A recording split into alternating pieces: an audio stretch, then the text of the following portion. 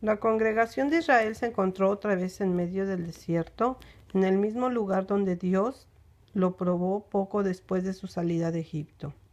El Señor les hizo salir entonces agua de la roca que continuó fluyendo precisamente hasta el momento cuando ellos llegaron de nuevo junto a ella. Y el Señor ordenó que esa fuente viva dejara de fluir, para examinarlos una vez más a fin de ver si soportarían la prueba de su fe o si nuevamente se quejarían de él. Cuando los hebreos se sintieron sedientos y no pudieron encontrar más agua, se impacientaron y no recordaron el poder de Dios que les había sacado agua de la roca cerca de 40 años antes. En lugar de confiar en el Señor, se quejaron de Moisés y Aarón y les dijeron: ojalá hubiéramos muerto cuando perecieron nuestros hermanos delante de Jehová. Es decir, deseaban encontrarse entre los que fueron destruidos por la plaga que cayó como resultado de la rebelión de Coré, Datán y Abiram. Clamaron de este modo en medio de su ira: ¿por qué hiciste venir la congregación de Jehová a este desierto para que muramos aquí nosotros y nuestras bestias? ¿Y por qué nos has hecho subir de Egipto para traernos a este mal lugar? No es lugar de sementeras, de higueras, de viñas y de granadas, ni aun de agua para beber. Y se fueron Moisés y Aarón delante de la congregación a la puerta del tabernáculo de reunión, y se postraron sobre sus rostros, y la gloria de Jehová apareció sobre ellos. Y habló Jehová a Moisés diciendo: toma la vara y reúne a la congregación, tú y Aarón tu hermano, y hablad a la peña a vista de ellos, y ella dará su agua.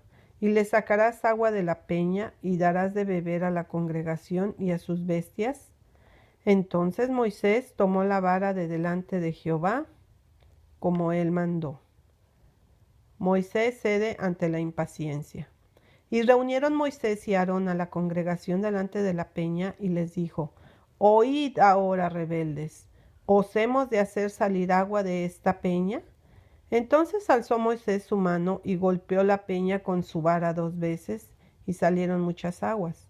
Y bebió la congregación y sus bestias. Y Jehová dijo a Moisés y Aarón: por cuanto no creísteis en mí para santificarme delante de los hijos de Israel, por tanto no meteréis esta congregación en la tierra que les he dado. En esto Moisés pecó. Se cansó de las constantes quejas de la gente contra él y los mandamientos de Dios. Tomó la vara y, en lugar de hablar a la roca como Dios había mandado, la golpeó 2 veces diciendo: ¿os hemos de hacer salir agua de esta peña? En esto habló precipitadamente con sus labios. No dijo: Dios les va a dar ahora una nueva evidencia de su poder al sacar agua de esta roca. No adjudicó el poder y la gloria a Dios por el agua que salió de la peña, y por eso mismo no lo glorificó delante de la gente. Por causa de esta falla de Moisés, Dios no le permitió que condujera al pueblo a la tierra prometida. La necesidad de la manifestación del poder de Dios invistió de gran solemnidad esa ocasión, y Moisés y Aarón debieran haberla aprovechado para causar una impresión favorable sobre el pueblo. Pero Moisés estaba excitado, impaciente y enojado con la gente por causa de sus quejas, y dijo: oíd ahora, rebeldes, ¿os hemos de hacer salir aguas de esta peña? Al expresarse de esa manera, admitió virtualmente que la queja de Israel era correcta cuando le adjudicaban a él la salida del pueblo de Dios de Egipto. El Señor había perdonado a la gente transgresiones mayores que este error de Moisés, pero no podía considerar el pecado de un dirigente del pueblo como si fuera el de uno de sus dirigidos. No podía excusar el pecado de Moisés y permitirle entrar en la tierra prometida. Jehová dio aquí a su pueblo una prueba irrefutable de que quien había producido esa maravillosa liberación y los había sacado de la esclavitud de Egipto era el ángel poderoso y no Moisés, y que ese ángel era el que iba delante de ellos en todas sus peregrinaciones, y acerca del cual había dicho: he aquí yo envío mi ángel delante de ti para que te guarde en el camino y te introduzca en el lugar que yo he preparado. Guárdate delante de él y oye su voz. No le seas rebelde, porque él no perdonará vuestra rebelión, porque mi nombre está en él. Éxodo 23, 20 y 21. Moisés se adjudicó la gloria que pertenecía a Dios y obligó al Señor a hacer algo en este caso que convenciera para siempre al rebelde, que no era Moisés quien los había sacado de Egipto, sino Dios mismo. El Altísimo había encargado a Moisés la dirección de su pueblo, mientras el poderoso ángel iba delante de ellos en todas sus jornadas y los conducía en todas sus peregrinaciones. Puesto que estaban tan inclinados a olvidar que el Señor los conducía por medio de su ángel y acreditar al hombre que lo que solamente podía llevar a cabo el poder de Dios. Los había probado para ver si le obedecerían o no. Pero cada vez que los sometió a prueba fracasaron. En lugar de crecer y reconocer que el Señor les había señalado senderos con evidencias de su poder y con señales concluyentes de su cuidado y su amor, desconfiaron del Altísimo y adjudicaron a Moisés su salida de Egipto, acusándolo de ser la causa de todos sus desastres. Moisés había soportado su testadurez con notable paciencia. En una ocasión incluso amenazaron apedrearlo. Un duro castigo. Jehová iba a borrar para siempre esta impresión de sus mentes al prohibir a Moisés que entrara en la tierra prometida. Dios había honrado mucho a Moisés, le había revelado su inmensa gloria, lo había puesto en sagrada proximidad con él en el monte y había condescendido a conversar con él como un hombre que habla con su amigo. Había comunicado a Moisés y por su intermedio al pueblo su voluntad, sus estatutos y sus leyes. El hecho de que fuera exaltado y honrado por Dios de esta manera le dio a su error una enorme magnitud. Moisés se arrepintió de ese error y se humilló profundamente delante de Dios. Expuso ante todo Israel el pesar que sentía por su pecado.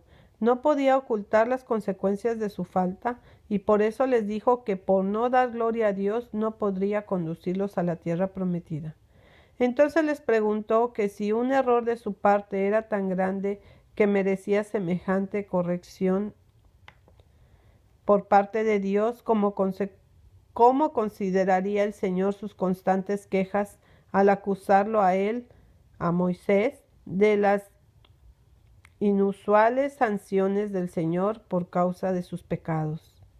En este caso particular, Moisés había permitido que el pueblo albergara la impresión de que él había sacado agua de la roca, cuando debería haber dado gloria al nombre del Señor ante su pueblo. Dios iba a zanjar entonces el asunto con su pueblo, manifestando que Moisés era solamente un hombre que seguía la dirección de alguien más poderoso que él, es a saber, el Hijo de Dios. En este sentido los iba a dejar sin duda alguna. Cuando se da mucho, se requiere mucho. Moisés había sido sumamente favorecido con visiones especiales de la majestad de Dios y se le había impartido en suma abundancia la luz y la gloria del Señor. Su rostro no había reflejado sobre el pueblo la gloria que el Altísimo había permitido que resplandeciera sobre él. Todos serán juzgados de acuerdo con los privilegios que hayan tenido y la luz y los beneficios que hayan recibido.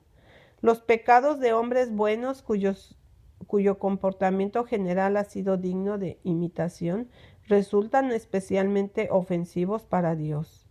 Permiten que Satanás triunfe, que perturbe a los ángeles de Dios con los fracasos de sus instrumentos elegidos y da a los impíos ocasión de manifestar arrogancia delante de Dios. El Señor mismo había guiado a Moisés de una manera especial y le había revelado su gloria como no lo había hecho con nadie sobre la tierra.